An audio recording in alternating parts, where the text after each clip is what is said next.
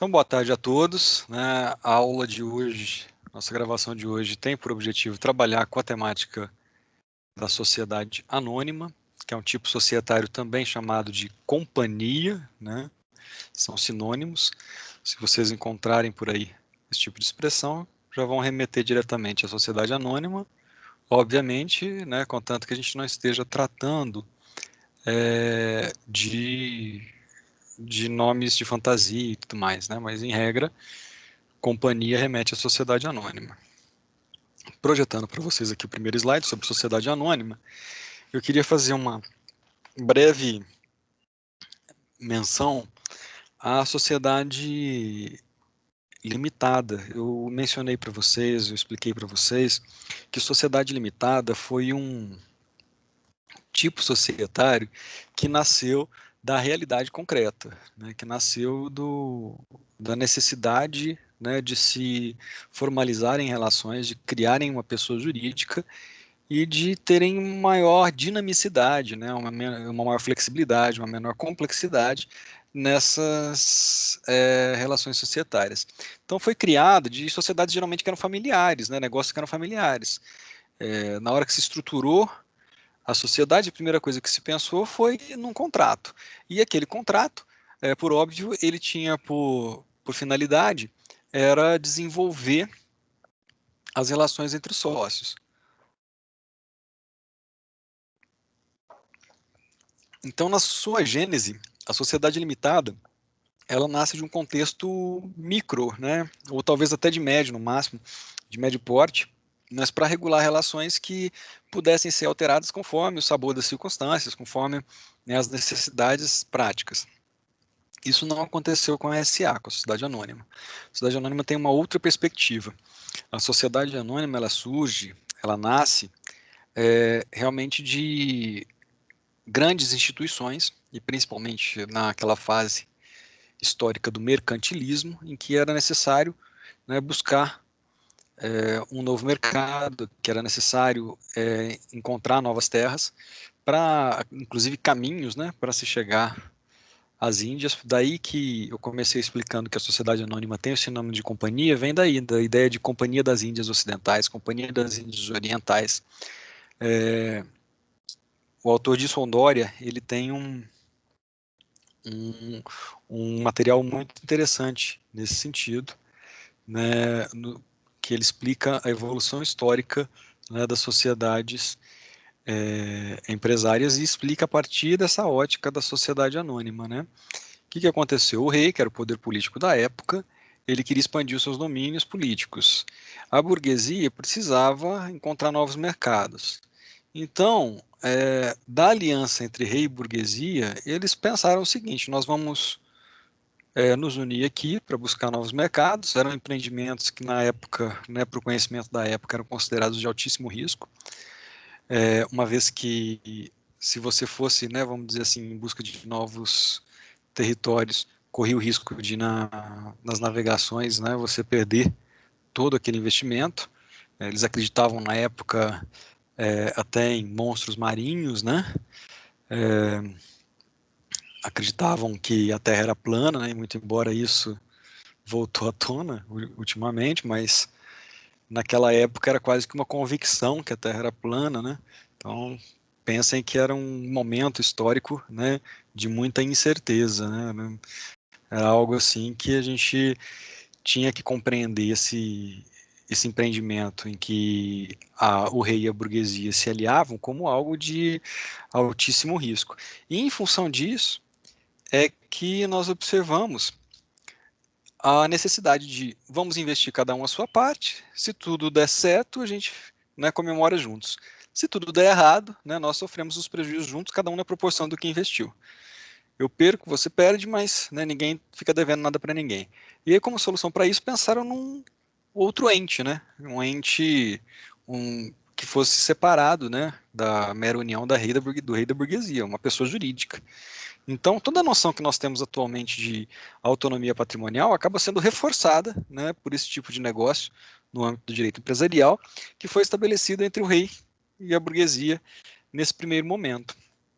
Então, na Companhia das Índias, né, ocidentais e orientais, num primeiro momento, o direito que se concedeu de explorar esses negócios, ele foi alienado, ele foi concedido com exclusividade, né, para alguns parceiros comerciais da coroa, e permitindo essa limitação da responsabilidade. Olha, se tudo der errado, você não vai ser responsável por esse tipo de operação, você não vai ter problema, né? Então, na prática, né, o que você observa é que houve algumas fases, né, desse tipo de evolução da relação da exploração econômica feita por meio dessas instituições, e aí gravem isso, quando eu falo em instituição, é porque ela nasceu com viés, com caráter institucional, e ela permanece com caráter institucional, tá? E isso é importantíssimo saber. Em que sentido? No sentido de que a pessoa jurídica, ela está acima dos sócios e ela tem preponderância, vamos dizer assim, sobre os sócios. O interesse é que ela se perpetue. Eu não tenho um enfoque maior na relação entre os sócios. Tanto que para que eu possa reforçar essa relação entre os sócios, é que eu tenho uma figura que a gente vai estudar mais para frente, chamada de acordo de acionistas. Então, o acordo de acionistas ele é feito entre sócios da SA para geralmente estabelecer premissas, estabelecer cláusulas, pactos que serão feitos entre as pessoas físicas, né, em separado da pessoa jurídica. E o curioso é que, embora a pessoa jurídica não faça parte do acordo de acionistas, ele pode ser executado contra a pessoa jurídica, fazendo com que a sociedade anônima cumpra especificamente aquilo que foi estabelecido no acordo de acionistas. Só para dar um exemplo, então imagina que eu quero reforçar o meu poder de controle na companhia junto com algum outro sócio, né? Mas sozinho eu não tenho, eu tenho 40% das ações e um outro sócio tem ali 20% das ações. E eu quero manter um controle mediante um acordo de acionistas. Eu combino com ele, falo, olha, determinadas matérias nós vamos votar da mesma forma. Então, se for caso de ser incorporada por uma outra grande empresa, a gente não vai aceitar. E já estabelece isso no acordo de acionistas. Ricardo, mas por que você disse que pode ser oposto contra a SA? Porque se você vai para uma assembleia, né, e os demais sócios não querem acatar aquilo, o presidente da assembleia ou a própria pessoa jurídica, o corpo de diretores não querem aceitar, você vai opor esse instrumento que foi feito entre sócios, pessoas físicas, contra a instituição, contra a pessoa jurídica. Relembrando, por isso que lá na limitada nós tínhamos um contrato que dava um nítido caráter contratual para a sociedade limitada. E aqui a gente tem um estatuto que dá o caráter institucional para a sociedade anônima. Tranquilo até aí, pessoal? Conseguimos já enxergar mais ou menos essa realidade a partir desse prisma? Alguém tem alguma dúvida?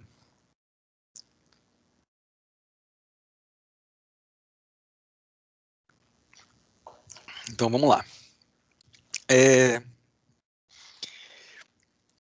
Como que então eu vou permitir a atuação econômica dentro desses grandes segmentos, né, dentro desses negócios que são de maior porte, salvaguardando o interesse de toda uma coletividade, porque, né, as sociedades formam grandes monopólios, desenvolvem atividades que são de imenso porte, e isso, obviamente, pode vir depois a prejudicar, pode vir a atingir, a abalar a própria economia de um país.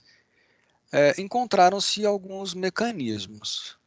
Um primeiro mecanismo que foi considerado foi o mecanismo da própria outorga, né? Ou seja, o poder soberano do rei é que determinava a quem ele concederia aquele poder de explorar exclusivamente aquela área econômica. Então, para você ter uma SA, uma companhia, nesse primeiro momento, o rei tinha que te dar uma outorga. Você necessitaria, né, obrigatoriamente, de demonstrar que, que você, de fato, cumpria aqueles requisitos.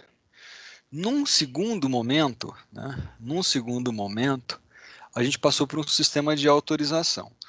Contanto que você tivesse um prospecto, que você cumprisse todas as exigências legais, o Estado, né, num ato jurídico administrativo que ele é chamado de vinculado, porque ele se vincula à lei, seria um mero desdobramento, né, daquilo que já existe na própria legislação, e a atuação do administrador seria vinculada àquilo que já está previsto na lei. Vinculando-se àquilo que estava previsto na lei, automaticamente você teria, vamos dizer assim, uma expedição de um ato autorizando explorar aquele segmento. E por fim, né, nós temos a fase da regulamentação, que basta, né, você registrar, basta você criar, e você não tem que pedir autorização para ninguém. Né, só que você tem que atender todas as regulamentações e disposições normativas. Como é que isso aconteceu no Brasil? No Brasil, para companhias que não acessam, né, o mercado de valores mobiliários, né, que não vão ofertar ao público de forma indistinta as suas ações, ou seja, aquelas que vão só poder vender entre eles, só vão poder vender no boca a boca, trazer gente para ser acionista, conversando e tal, e não fazendo nenhum tipo de exposição, de divulgação na Bolsa de Valores. No Brasil, nesse primeiro momento, para companhias fechadas, basta regulamentação, não precisa pedir autorização para ninguém. Agora, se eu tenho uma companhia que vai buscar financiamento junto à economia popular, por pessoas que vão comprar ações, que vão comprar títulos, que vão se tornar sócias mediante a aquisição de ações na Bolsa de Valores, por exemplo, essas são sociedades anônimas chamadas de abertas. Sociedade anônima aberta, ela submete-se à autorização. E quem dá a autorização? O Estado brasileiro, mediante, né, os seus órgãos governamentais. Qual órgão governamental é responsável por expedir esse tipo de ato no primeiro momento? A Comissão de Valores Mobiliários, que tem a natureza jurídica de autarquia, que é aquela pessoa jurídica de direito público que é descentralizada, que não está vinculada ao Estado, né, União, Estados, municípios, no sentido de centralização da atividade administrativa. A CVM, Comissão de Valores Mobiliários, ela é criada exatamente para isso, e ela que vai supervisionar e expedir esses atos de autorização. Ela vai criar instruções normativas, ela vai disciplinar, né, legalmente como que você vai poder acessar o mercado de valores mobiliários. Inclusive, ela também fiscaliza, né?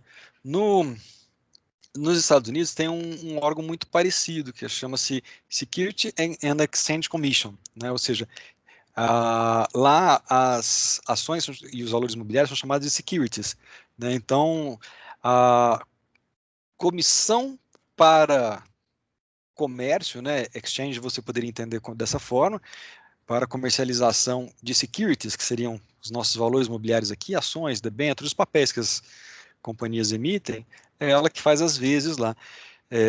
Para quem assistiu aquele filme O Lobo de Wall Street, né, o Leonardo DiCaprio tem um determinado momento do filme em que ele está prestes a fazer um acordo, né, com os membros da Security and Exchange Commission para poder se ver livre, né, das possíveis acusações que ele teria contra ele.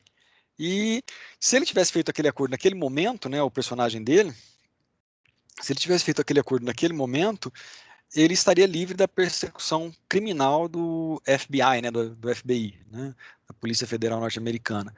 E ele prefere não fazer, né? Ele fala, olha, não me interessa. Na verdade, isso é feito numa cena lá até bastante épica, em que ele está prestes a fazer o acordo, vai anunciar para todos os funcionários dele que ele vai fazer aquilo, e de repente ele olha para cada um deles e dá um surto lá e fala, não, não vou fazer isso. É uma cena bem interessante, depois eu até posso selecioná-la para a gente poder usar como exemplo aqui. Então, na prática, né, o que nós percebemos? Nós percebemos exatamente esse tipo de controle, né? A Annelisa está me perguntando o nome da autarquia, chama-se Comissão de Valores Mobiliários, CVM. Tá?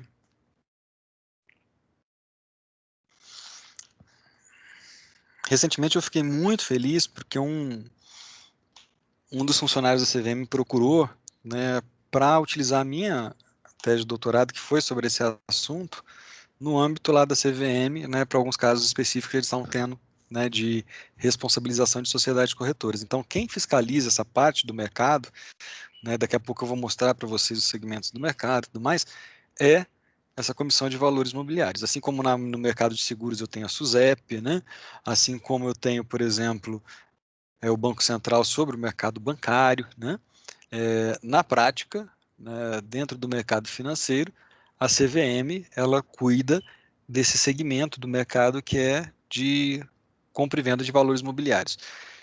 Só pontuando antes de passar para o próximo slide, a gente vai ver isso acontecer com maior frequência daqui para frente, tá, pessoal?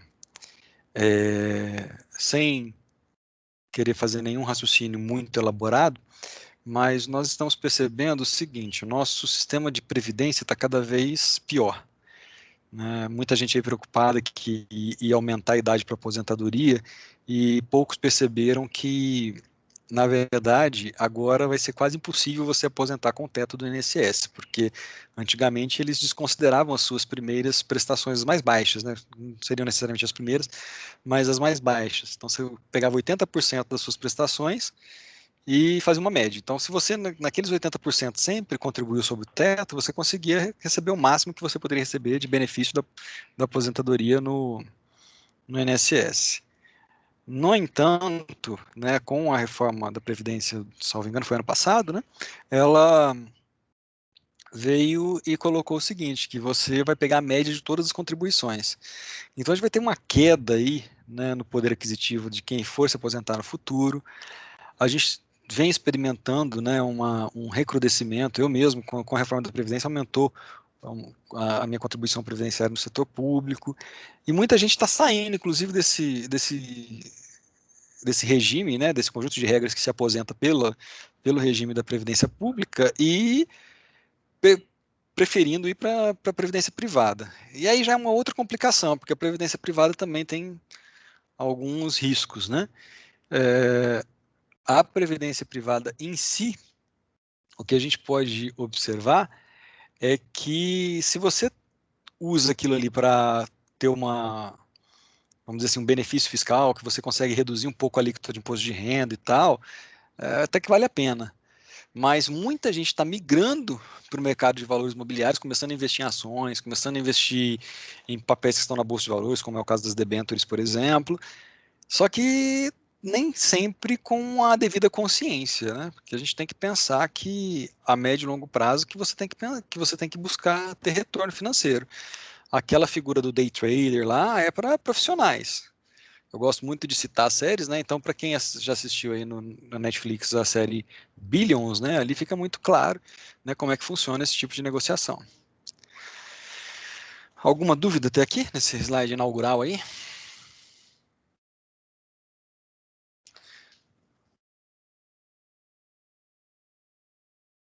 Tranquilo com todos? Beleza? Vamos lá então, pessoal. Vamos traçar então o perfil da SA no âmbito, né, do nosso direito brasileiro. Como é que é a SA? Né? Quem é ela? Como é que ela funciona? Qual a sua finalidade? Embora eu tenha colocado nesse slide agora para vocês aí que a legislação aplicável ela está tanto no Código Civil de 2002 quanto na Lei das SA, no Código Civil de 2002 nós temos apenas 2 artigos que remetem à Lei das Sociedades por Ações, que é a Lei 6.404 de 76. Está indo para vocês no quadro, né? E traz algumas regras. Por que eu menciono já a governança corporativa logo de cara, né? O comecinho de sociedade anônima. Governança corporativa é um conjunto de regras que a sociedade se autoimpõe. Então, quando ela cria um código de conduta, quando ela cria ali um regulamento interno, quando ela trabalha com algumas noções, com alguns instrumentos jurídicos que dão maior segurança para o mercado, que ela está bem controlada, bem regulada, a governança corporativa acaba sendo, né, vamos dizer assim, um mecanismo eficaz, né, para dar confiabilidade, credibilidade para o mercado, e com isso, às vezes, até você tem um valor melhor, né, na cotação das suas ações no mercado. Então, governança corporativa é um complemento. Se de um lado você tem a legislação, que já prevê, em alguns casos até com uma riqueza de detalhamento, de minúcias, né, com a riqueza de detalhes, como que você deve regular a sociedade anônima. Ela é o tipo societário talvez mais sofisticado que nós temos dentro do direito brasileiro, porque vem com regrinhas bem minuciosas. A governança corporativa dá o perfil de cada sociedade, porque se você está atuando, por exemplo, no agronegócio, você tem que ter normas específicas dessa área. Se você está atuando num outro setor econômico, na área da indústria, você tem que ter uma disciplina relacionada a essa área que vai lá na frente dar uma certa segurança, né, de que o negócio ele não tem um risco alto de dar errado. Risco sempre tem, né, mas você consegue pelo menos limitar esses riscos quando você tem regras mais específicas. Então, por exemplo, se você tem no código de conduta que quem é da família dos sócios não pode ocupar cargos gerenciais, cargos de gestão, a não ser que tenha feito experiências fora e tudo mais, é interessante. Eu sempre gosto de citar aqui um livro, é um conjunto de artigos publicados por professores da USP, tanto da área do direito, quanto da contabilidade, quanto da gestão, e o nome desse livro é Acontece nas Melhores Famílias, né? Eles trabalham com empresas familiares e falam de estratégias, né, que em empresas familiares você pode tomar para poder evitar, vamos dizer assim, algum tipo de, de mistura, vamos dizer assim, de confusão entre as relações pessoais, entre os familiares e a relação empresarial. Por isso que, em regra, né, eu vou até mexer nesse slide aqui para deixar mais palpável para vocês, em regra, via de regra, tá? A sociedade anônima, ela tem uma natureza capitalista. Via de regra, não interessa a pessoa dos seus sócios. Então, se eu, Ricardo, vou lá e adquiro ações na Bolsa de Valores da Petrobras, e o Matheus aí também adquire, o Maxwell adquire, o Diógenes adquire, nós todos somos sócios e nem sabemos disso, né? Então, de repente, a gente está conversando numa mesa de boteco, cada um falando, olha, eu tenho ações e tal, eu tenho ações. De repente, a gente descobre que nós somos sócios porque não faz diferença, que esse tipo societário, via de regra, tem exceções, que esse tipo societário vai ser uma natureza capitalista. E, cara, excepcionalmente pode ter natureza familiar? Pode, né? Vamos pegar um exemplo aqui da cidade de Uberlândia mesmo, né? Você tem ali sociedades anônimas fechadas dentro do grupo da TV Integração, que tem natureza familiar e que acaba tendo uma natureza um pouco mais personalista, né? Até porque elas são fechadas, existem acordos de acionistas entre as pessoas que são sócios desse negócio, então, assim, importa sim a pessoa de cada sócio. Mas isso não acontece com frequência. Se você olhar para sociedades que estão, por exemplo, na Bolsa de Valores, em sua esmagadora maioria, elas são todas capitalistas e tem pouco tempo que começou a ter isso no mercado brasileiro. Eu sempre cito aqui um artigo que foi até mencionado no Superior Tribunal de Justiça, do professor Cristiano Brito, que vai dar aula para vocês depois de processo civil, talvez até de falências, eu não sei qual disciplina que ele vai assumir. O professor Cristiano, ele escreveu sobre dissolução parcial de sociedade anônima, explorando alguns aspectos nesse sentido da possibilidade de se pedir para sair de uma sociedade anônima por conta de questões, às vezes até pessoais. E isso foi citado no STJ, então vale a pena a leitura do artigo. Quando eu falo em essência empresarial, isso daqui é até imposto pela lei, né? Então, se você pega lá, deixa eu abrir aqui para vocês a lei 6.404 de 76. Logo nos primeiros artigos, se não me engano, é o artigo 2º.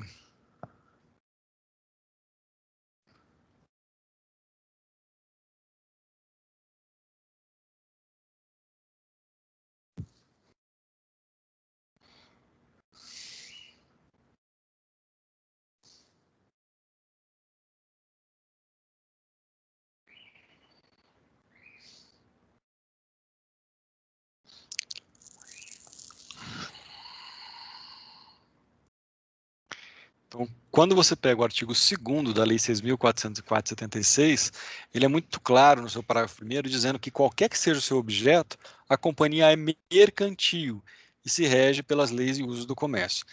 Ricardo, mas você não disse que ela é empresarial? É a mesma coisa, tá, pessoal? A gente tem que atualizar essa interpretação, porque em 1976, obviamente, a gente ainda estava submetido à teoria dos atos de comércio.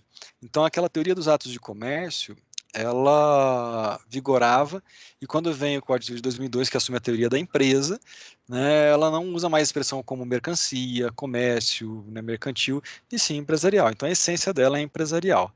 Para comprovar isso, salvo engano, aqui no Código Civil, Quer ver que é o artigo 1089? Só para eu poder confirmar isso daqui.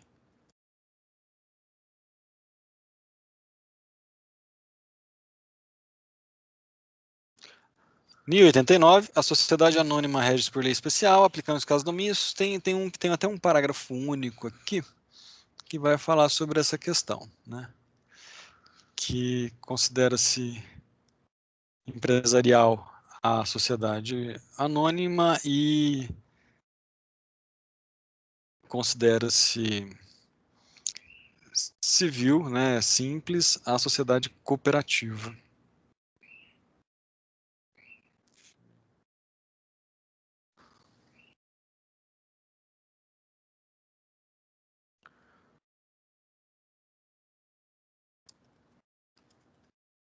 Depois eu localizo para vocês exatamente qual que é o dispositivo.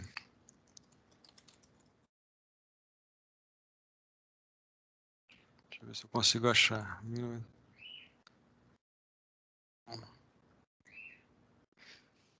Eu encontro exatamente, mas temos um dispositivo no código que vai falar exatamente isso. Se alguém puder me ajudar aí, tiver com o código aberto, fica até mais fácil, a gente consegue identificar com maior tranquilidade. Por enquanto eu não vou perder muito tempo com isso não, até porque eu menciono isso num dispositivo específico, num slide específico lá da Empresarial 1. Depois eu acrescento para vocês aqui. Quer ver? 900...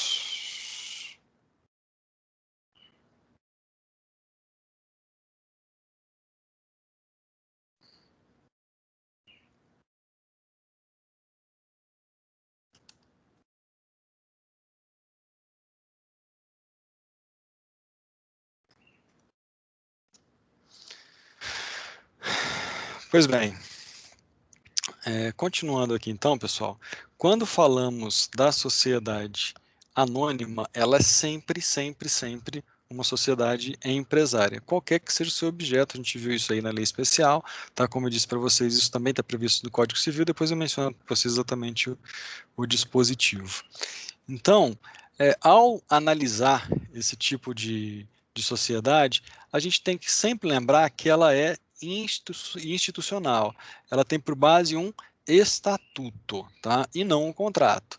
Então, dentre as suas características aí, você começa a perceber que ela se aproxima muito daquela sociedade que não é de pessoas, porque até a sua própria identificação, eu jamais vou ter a formação, né, da sociedade anônima, o nome da sociedade anônima, pelo nome dos sócios que a compõem. A única exceção é que se eu quiser homenagear o fundador, e ainda assim não é porque aquele sócio, vamos dizer assim, compõe o quadro. Pode ser que ele nem componha mais. Eu estou só homenageando o sócio fundador que talvez já tenha até falecido. E aí que você começa a entender por que ela é chamada de sociedade anônima, tá, pessoal? Ela é chamada de sociedade anônima porque no nome dela nunca pode figurar o nome dos sócios, salvo essa hipótese que eu mencionei para vocês aqui, tá? Que é bem específica, que é bem pontual, né? Ah, não está mais compartilhando? Deixa eu voltar aqui então, só um minutinho. Bom, o dispositivo que eu queria mencionar do Código Civil, tá, pessoal, é o artigo 982, parágrafo único, tá? Eu encontrei ele aqui enquanto eu ia falando com vocês.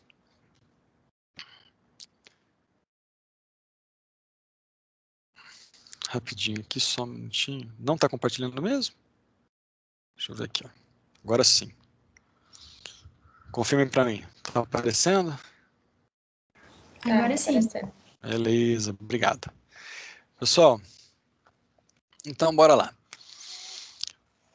Nós vimos então que ela é sempre empresária, por força tanto do artigo 2º, né, parágrafo 2º da Lei das Sociedades por Ações, por força do 982, parágrafo único, que fala que a cooperativa sempre é simples e é empresária e sociedade por ações. Vamos lembrar que a sociedade anônima é uma modalidade de sociedade por ações.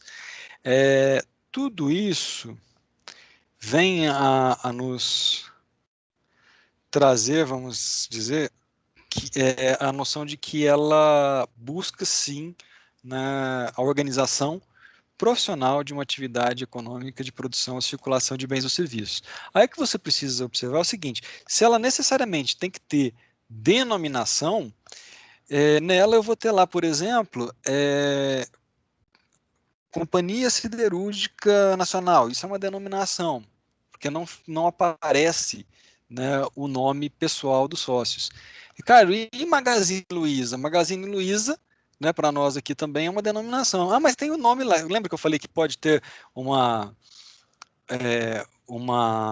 homenagem àquela sócia e tal, mas não, você vê que o nome dela como firma, como o nome, sobrenome dela não aparece, né? Avan, por exemplo, e assim vai, né?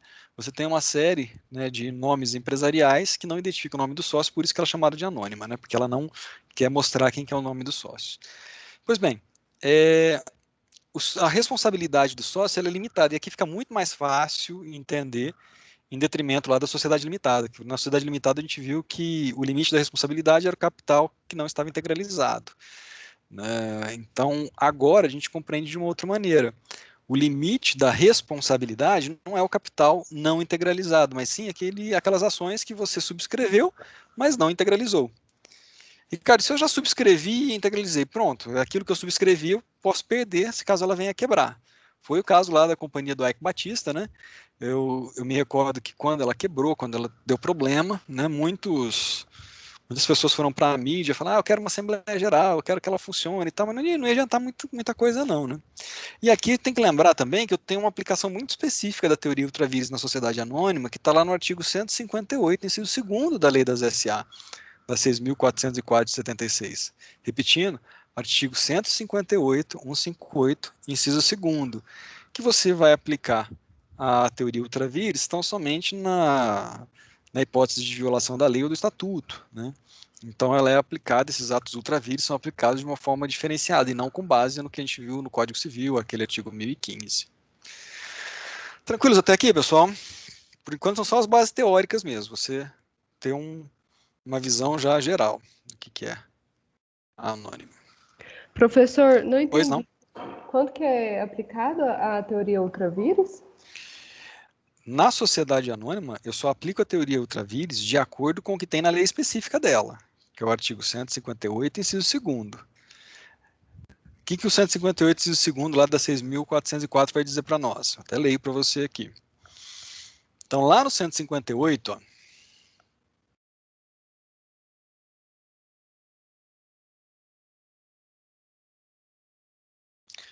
vai dizer para você que o administrador, em regra, ele não é pessoalmente responsável por obrigações que ele contrai em nome da sociedade.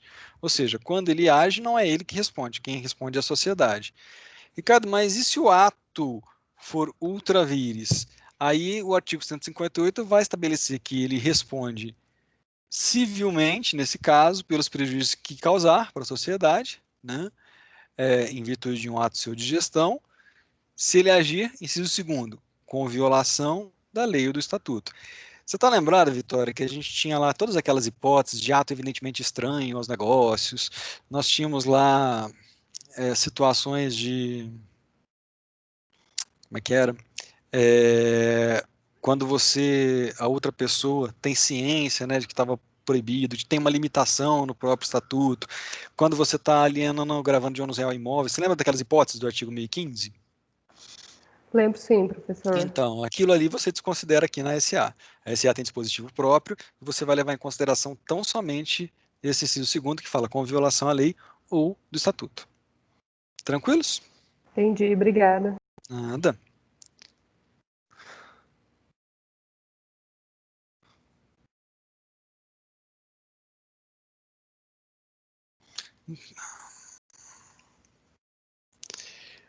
O Matheus, você não entendeu a diferença da limitação ou você não entendeu por que aqui ela é um pouco menos ampla, vamos dizer assim, que tem menos hipóteses?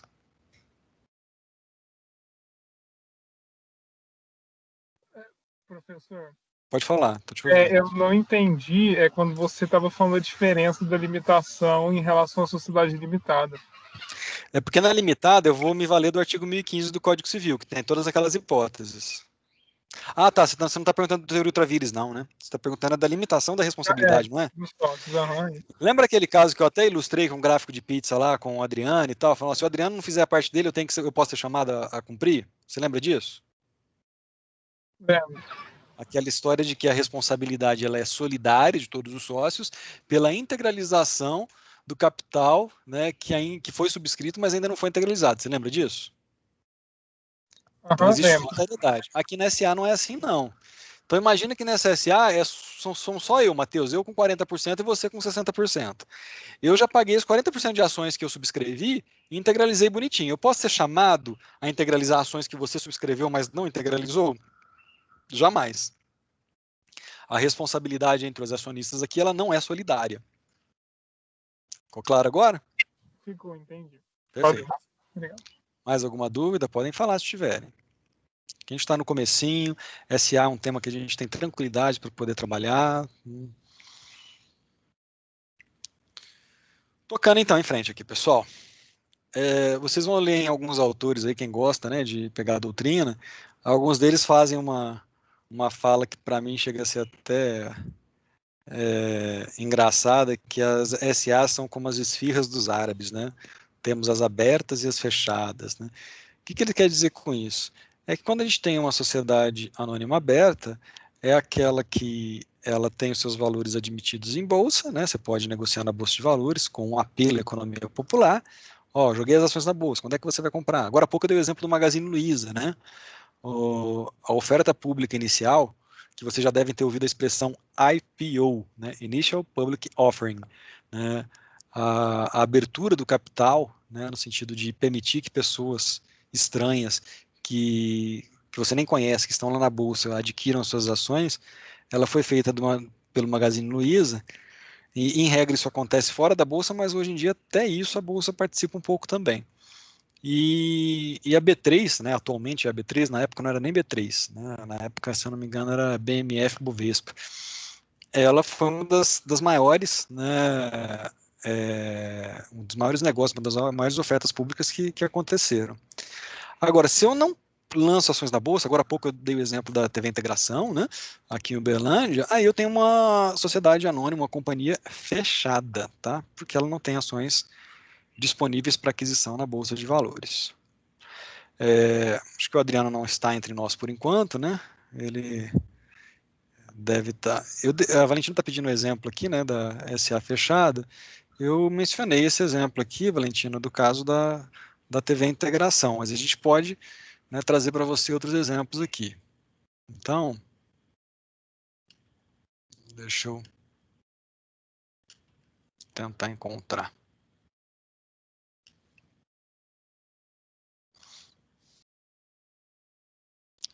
Então, nós teríamos, por exemplo,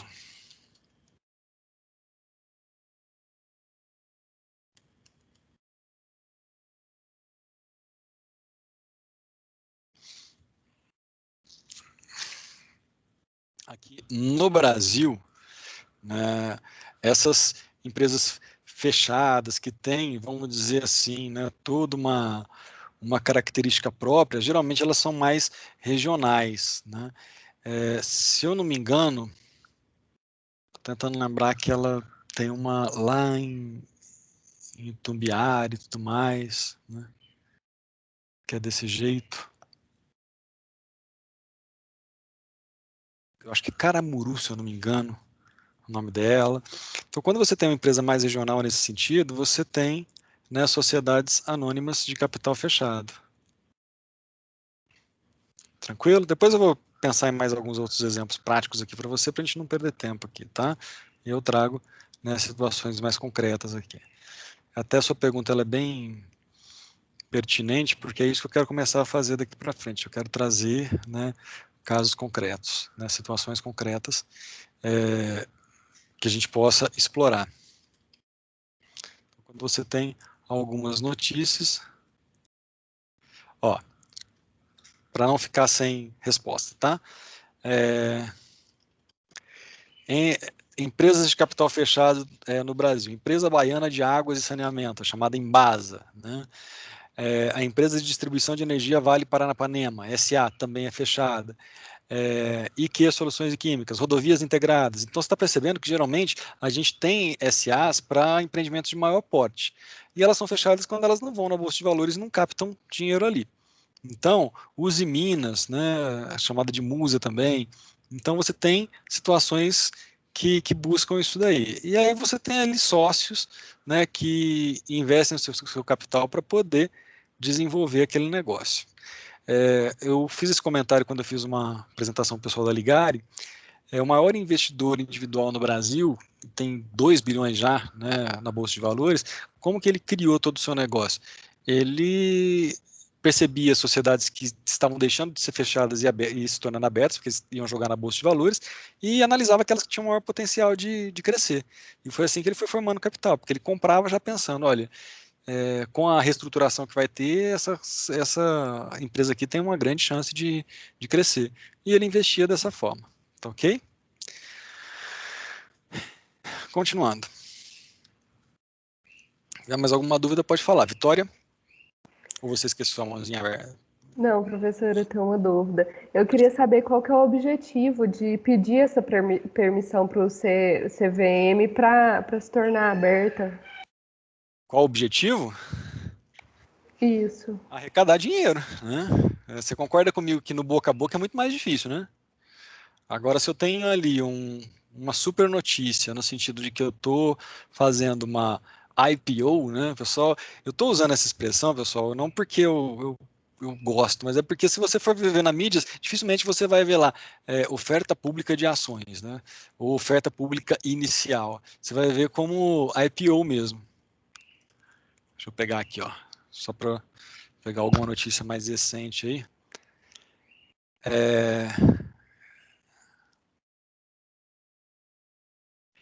Açaí, por exemplo, né, se eu não me engano, é aquela vinculada ao supermercado Açaí mesmo, né, tá listado em Nova York, mas não fez o IPO que deveria ter feito. Então você tem grandes empresas aí, a Açaí atacadista mesmo, essa daqui mesmo, né, que estão desenvolvendo nesse sentido.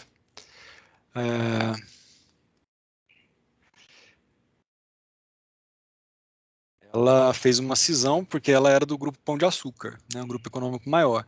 Então, o que você está buscando é isso. O que você está buscando é ter, vamos dizer assim, acesso à economia popular, arrecadar dinheiro. No Brasil, por exemplo, isso aconteceu com a Parmalat. Ela chegou aqui no Brasil, formou a Parmalat SA do Brasil e arrecadou dinheiro de todo mundo. Aí eu dei um exemplo nas aulas anteriores aí que, de repente, resolveram não trabalhar mais com o Brasil, eles queriam fechar e levar tudo embora. Falar, não é por aí.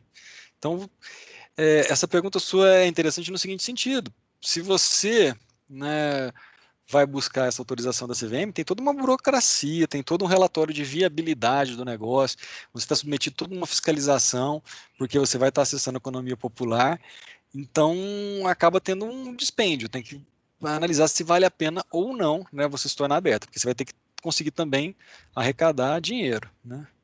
Se não conseguir, complica. Tranquilo?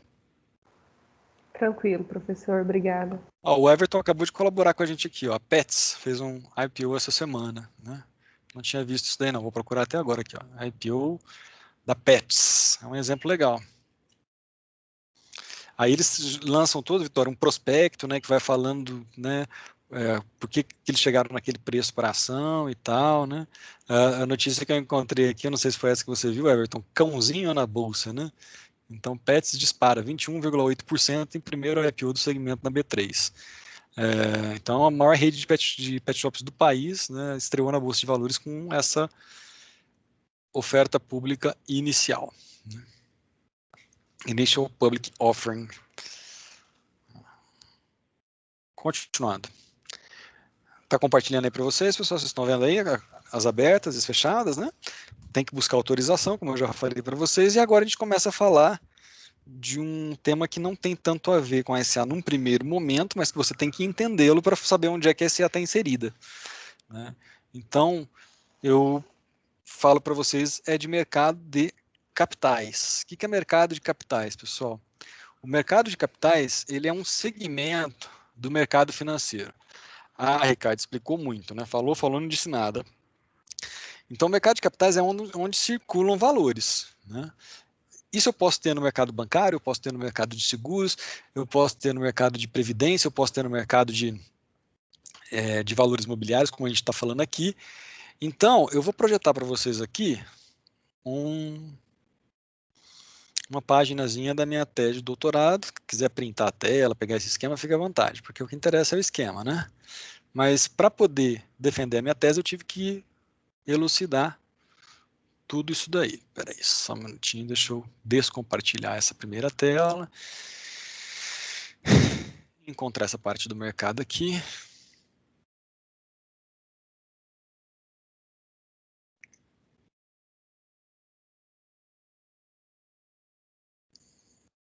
Então, a tese está disponível na Amazon, tá, pessoal? Quem quiser me ajudar a dobrar as vendas, né, é só comprar um exemplar, porque até agora eu só consegui vender um.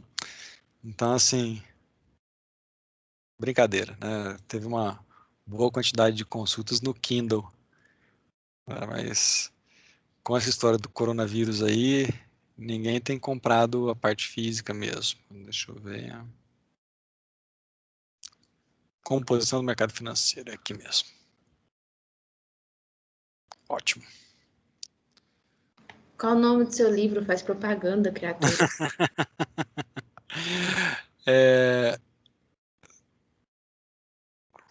Deixa eu projetar então aqui a capinha para vocês. Ó. A propaganda tá lá no LAEC. Se vocês quiserem adquirir direto da editora, fica mais barato, mas no site do LAEC ele tá bem mais caro, né? Mas se precisarem, manda aí uma mensagem. Vou projetar aqui para vocês já. Mandar aqui no... São sociedades corretoras e relações de consumo, mas o interessante é você ter o link, né? Então eu estou falando daquele cara que está comprando ações da casa dele, né? Que é o tal do home broker. Ó, a Gabriela se manifesta sempre que o Adriano não está presente, né? Quando ele está participando da aula, ela não fala nada não, né? Morre de vergonha, né? Conta para nós. Deixa eu achar aqui, livros LAEC.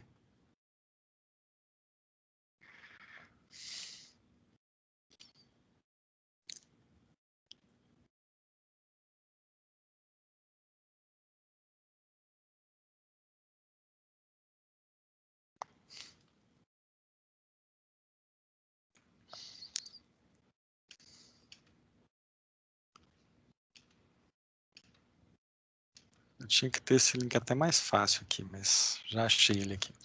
Então, pessoal, ao falar de sociedades corretoras e relações de consumo, né, o que eu abordo é exatamente, né, como que pode ser qualificada essa pessoa que está ali no mercado. Né? Eu sei que não está compartilhando. Aí, já até acharam na Amazon, mas eu vou colocar aqui também o link do LAEC para vocês, tá? Que é a editora que me deu essa chance aí de poder ter o primeiro livro publicado, livro de autoria única, né? Que eu já tinha tido outros, mas com outras pessoas. Deixa eu compartilhar aqui agora, então, para vocês, esse quadro do Word.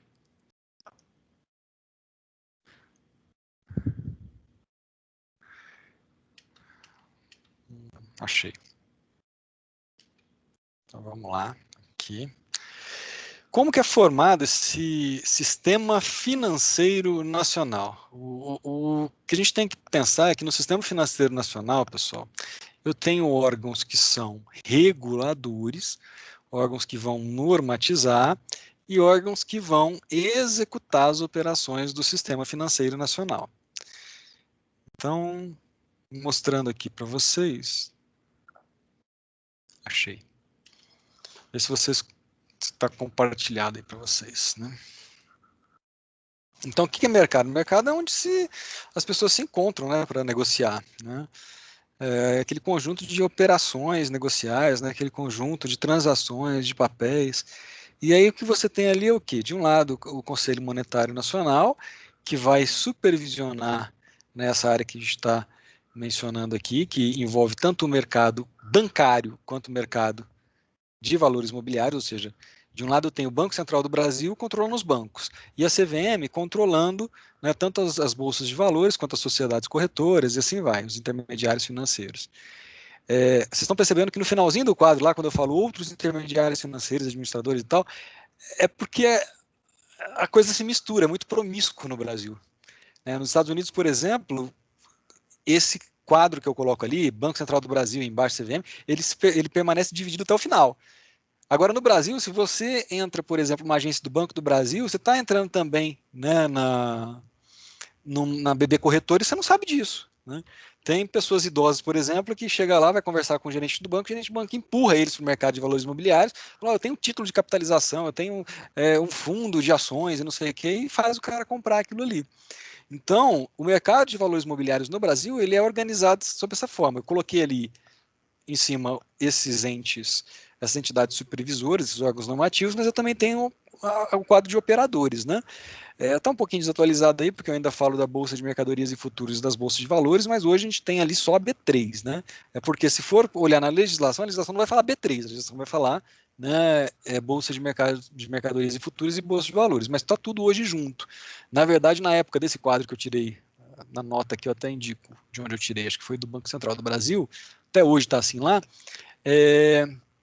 na nota aqui que eu menciono, de lá, na época tinha ficado dessa maneira. E agora há pouco eu tinha falado para vocês do mercado de previdência, que também, né, o Conselho Nacional de Previdência Complementar controla esse mercado de previdência. Então, sim, eu tirei de lá, direitinho, do Banco Central do Brasil, né, até hoje está desse jeito, porque realmente, né, as mudanças no sistema operacional não fazem tanta diferença para a normativa nossa aqui. Onde eu quero chegar, pessoal, com tudo isso que eu estou explicando para vocês, é que esse mercado de capitais, ele é um pequeno segmento. Deixa eu rodar um pouquinho mais ainda nesse texto da tese. Do livro, né? Falo tese porque quando eu escrevi, estava preocupado, era nisso daqui que eu estou mostrando agora para vocês. Mercado financeiro é tudo quanto é transação econômica que você fizer. Mercado de capitais já envolve esses papéis vinculados às sociedades anônimas, geralmente. Tem outros tipos de sociedades que operam? Tem, mas estou preocupado mais com as SAs. Né? Então, ações de SAs, debêntures de SAs, bônus de subscrição de SAs, partes beneficiárias, nós temos uma série, né, opções, por exemplo, são todos papéis vinculados a essas ações. E aí eu vou só focando cada vez mais. Aí eu tenho o mercado de valores imobiliários e no final, o MA aí que eu tenho para vocês é o mercado de ações. Né? Então eu vou mostrando para vocês que ele está bem, é um tipo, é um nicho, né, um segmento de todo o mercado que nos interessa aqui, porque essas ações são partes do capital social de uma sociedade anônima. Né? E aí, como é que funciona esse mercado? Olha que bonitinho aí o esquema. Mercado de um lado da bolsa, né, o mercado de balcão organizado, o mercado de balcão não organizado. Se você olhar em qualquer livro de doutrina, vai ser desse jeito. Só que se você for olhar como é que está na estrutura real, está tudo bagunçado hoje. Por quê? Porque antigamente a gente tinha uma sociedade chamada Sociedade Operadora do Mercado de Ações. Está citado aqui para vocês nos slides. Então, voltando para o slide agora que eu já mostrei para vocês nos fluxogramas, né, dentro do sistema financeiro nacional, a gente está vendo que o mercado de capitais está bem, né, específico ali, sob a égide da CVM, e a operadora é a Bolsa de Valores. Vou compartilhar novamente os slides com vocês. Depois eu tenho até que transportar esses desenhos e fluxogramas para o slide, porque aí fica mais fácil, unifica tudo.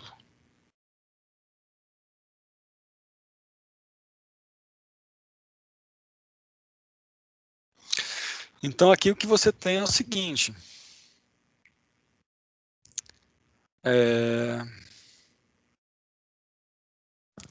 Você tem o mercado de capitais, que é onde você faz essas operações com valores imobiliários, está dentro do Sistema Financeiro Nacional, que eu mostrei para vocês, que é esse conjunto de órgãos e de agentes econômicos que operam esses negócios. Eu busco, na verdade, a especulação, e agora a gente começa a falar desses agentes operacionais. A gente viu que o Banco Central do Brasil está lá acima de tudo. Né? Ele é o grande controlador de todo esse mercado financeiro, de todo esse mercado desse sistema financeiro nacional. Mas, além disso, eu tenho a CVM, que é para quem eu tenho que pedir para acessar a Bolsa, por exemplo. Eu tenho a própria Bolsa, que é quem faz as negociações. Eu tenho as instituições financeiras gerais, bancos de investimentos, bancos múltiplos, que são quem me possibilitam acessar. Então, percebam que se você vai investir, você está lá na letra G, lá no último. Você é um investidor individual. Né? você entra em contato com um agente autônomo que está lá dentro de uma, sei lá, eu ia falar X-Trader, mas acho que a X-Trader foi que deu problema aqui em Uberlândia, né? Então, de uma XP Investimentos, por exemplo, de uma BB Corretora, esse agente autônomo está lá dentro e ele trabalha dentro dessas corretoras, da letra E, você vai só subindo, ó. E aí você consegue negociar dentro desse mercado da Bolsa de Valores.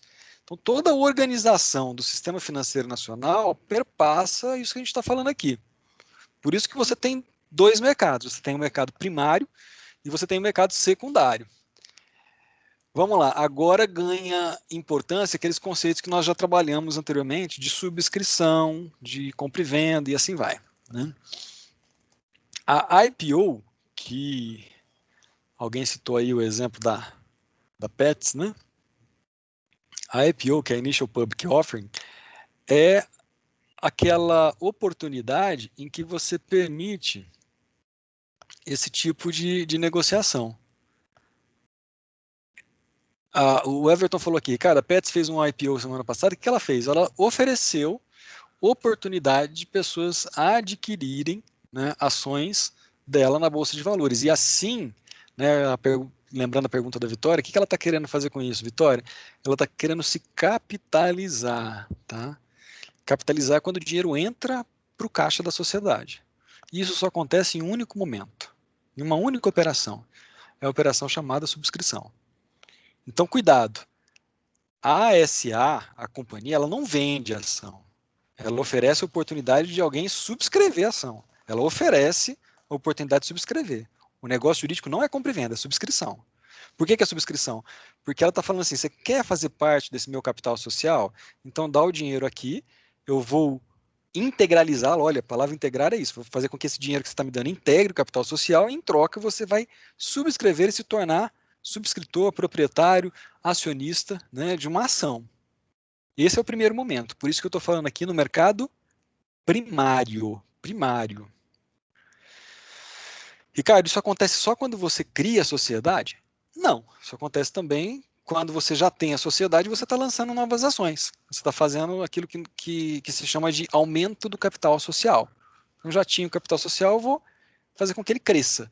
E para fazer com que ele cresça, exatamente o que eu busco é isso, né? Alguma dúvida? Tranquilo até aí?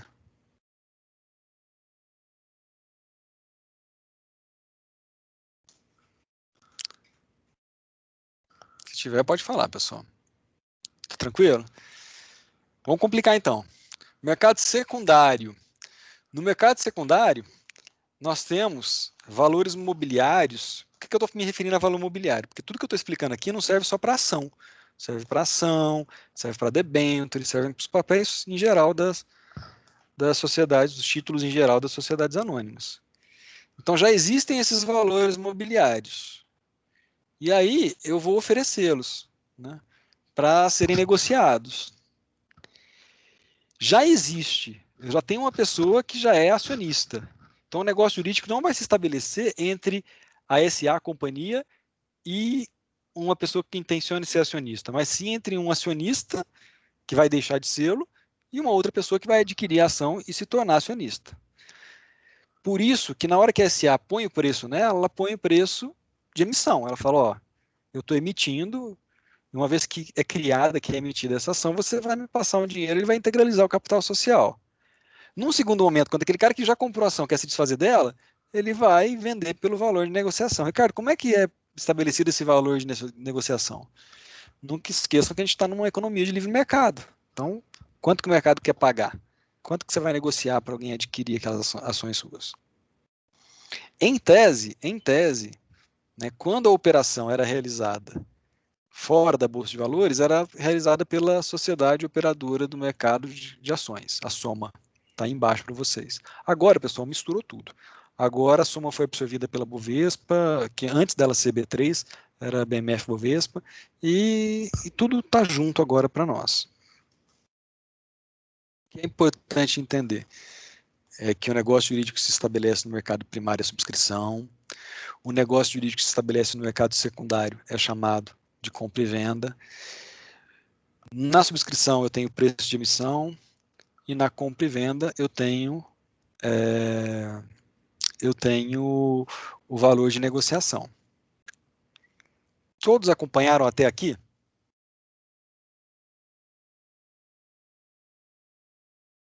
Alguém tem alguma dúvida? Vamos lá, Matheus. Você que está tão tranquilo assim. O valor de negociação influencia no valor, no preço de emissão e vice-versa? O que você acha? Existe uma interação entre esses aspectos, esses valores? Ora, Plet, eu imagino que sim, né?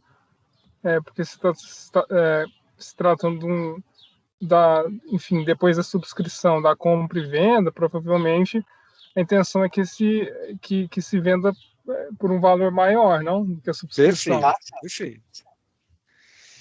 Agora, lembra que eu te falei que a subscrição pode ser feita na hora que você constitui a companhia, na hora que ela se forma, né? Mas ela pode ser feita num segundo momento, vamos dizer assim, né? Quando você abre o capital, quando você aumenta o capital, lembra disso? Sim, Se uma SA já tem ações na bolsa, e aí lembra que eu falei que a negociação de ações que já existem é feita mediante o valor de negociação, né? Se esses valores estiverem sendo negociados num valor muito baixo, porque ela tem pouca moral, vamos falar assim, e o cara está querendo aumentar capital exatamente para arrecadar mais dinheiro, você acha que ele vai conseguir pedir um valor alto na subscrição? Não, não acho. Exatamente, e vice-versa. Se você pagou alto na subscrição, depois pode ser que você queira, né, receber um valor maior. Então, influencia sim, um valor influencia no outro. Tá? Então, além da intenção de especular, que foi o que você falou, Matheus, né, no sentido de que ó, eu estou ali injetando capital é porque lá na frente eu quero vender por um preço maior. Além da especulação, nós temos esse segundo aspecto. Né? Nós temos o aspecto de que na hora que você subscreve, você não vai poder pedir um valor muito diferente do que o mercado está oferecendo. Senão a pessoa prefere comprar ações suas que já existem na Bolsa de Valores do que, né, adquirir novas ações que estão sendo subscritas, que estão sendo oferecidas, né, numa primeira subscrição. Então, um valor influencia no outro, sim, tá? E lembrando, valor de negociação, eu falei para vocês que é economia de livre mercado e tal. Quem que vai dizer para você quanto é que está valendo a sua ação? A Bolsa de Valores. É ela que é o órgão operador dessa economia de livre mercado dentro do mercado de valores imobiliários, dentro desse segmento, né, que nós temos aqui. Ela que vai falar, está valendo tanto suas ações. Por isso que é aquela história da cotação das ações. Ah, Ricardo, o que quer dizer quando está falando que a bolsa fechou em alta e a bolsa fechou em baixo? É quando aqueles valores que são mais negociados, que estão lá no top 5, né, vamos dizer assim, não são 5 só, mas são mais. São aqueles mais importantes, eles tiveram uma queda ou um aumento, dependendo da situação. Então, dizer que a bolsa teve alta ou teve baixa é nesse sentido. Né? Aquelas ações que estão sendo negociadas lá. Alguma dúvida até aí, pessoal? Estou tentando ir o mais devagar possível, ter um nível de detalhamento imenso para que vocês não tenham dificuldades.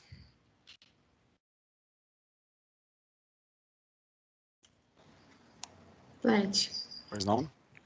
só para ver se eu entendi, eu sou muito ruim nesse tipo de temática. É só para entender, subscrição seria o valor que eu dei na compra daquela ação? Como é que seria? Minha dúvida é essa mesmo, vou ser sincera para você. Subscrição seria o primeiro valor que eu dei e esse valor que eu paguei não Sim. poderia ser maior depois numa venda, não poderia especular ela? Como é que é isso? Não pode, na verdade ela existe para isso mesmo, é para especular.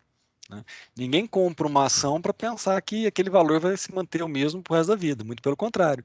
Se eu subscrevo uma ação, é como se eu estivesse fazendo uma aposta. Rafaela, não é? Está falando? Tem hora que eu não acompanho aqui. Sim, é eu. Pela voz de vocês. Então, se eu subscrevo uma ação, é porque eu acreditei que aquilo ali tem um grande potencial. Então, naturalmente, eu estou buscando a especulação. O especulador no mercado, Rafael, ele tem o grande mérito, diria assim, de dar liquidez ao mercado, né? Então ele vai lá e é ele que vai estar interessado em comprar ou em vender e tudo mais para isso daí. Até mesmo quando o valor da ação, vamos dizer assim, ele está muito baixo, ele cai, se não tiver a figura do especulador, o valor é zero, né? Porque não vai conseguir vender para ninguém. Então tem sempre algum sentido isso daí. Tranquilo? Tranquilo, obrigada.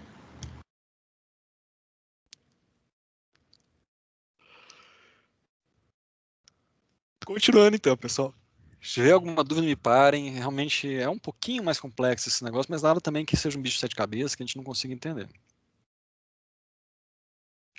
Então, lembrando, bolsa em alta, você usa esse termo para designar quando o índice de ações da bolsa é um